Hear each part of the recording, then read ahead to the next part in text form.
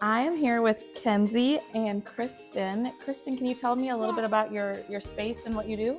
So this is Move You here. I'm a pediatric occupational therapist and I specialize in the treatment of children with sensory processing challenges, but also overall developmental things, behavior things, learning difficulties, emotional regulation, anxiety. So we moved in here at the beginning of June, but Move You is actually a year and a half old. I was located at All American Gymnastics, renting space, providing services out of there. We were able to grow enough to be able to open up this space, which is everything that my experience tells me that we needed in this space. I picked everything out here. And what's special about you in the state of South Dakota? So I am the only one in the state of South Dakota and actually in the region that has various specialties in sensory processing and integration disorders. So there's a STAR Center proficiency level 2 training where I've also mentored with kind of the top researchers in the realm of sensory processing, but also in air sensory integration. And just throughout my professional experience, have a lot of experience with younger kids, developmental challenges. This is Kenzie's second time here. So when you see somebody who's just a little over a year old, what are you doing with her, or what are you observing?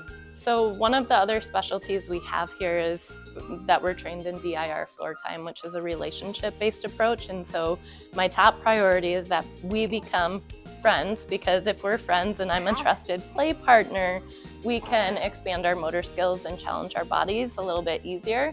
But also with a young child, of course, we're looking at developmental milestones, which we could test with a standardized assessment, just simple, like, can they put it in, put it out? But for me, a lot of times it's the quality of the movement. How did we get from laying down to sitting up? How are we moving through space? How efficient are we engaging our posture? How do our eyes work with our body? Do two sides of our body work together? Just lots of different things. Tolerance for movement, being able to touch a variety of textures so we can put it in our mouth for feeding difficulties and that kind of thing. It was so cool to see that first day, the progression of when she first saw you to the end. You know, I could see that relationship building where she trusted you more and more every single time. So I can definitely see, you know, in one setting, how it can just progress immensely over time.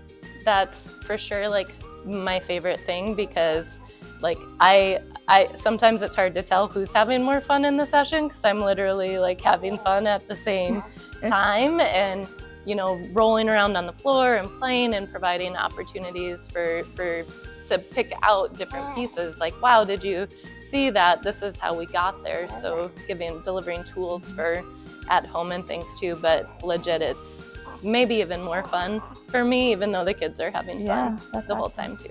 How can people find you if they're interested in your services? Move You, we have a Facebook and an Instagram page. I put out a ton of information and education out onto social about various developmental things and sensory processing based things, amongst other typical like behaviors you might struggle with at home, or transition difficulties, for example.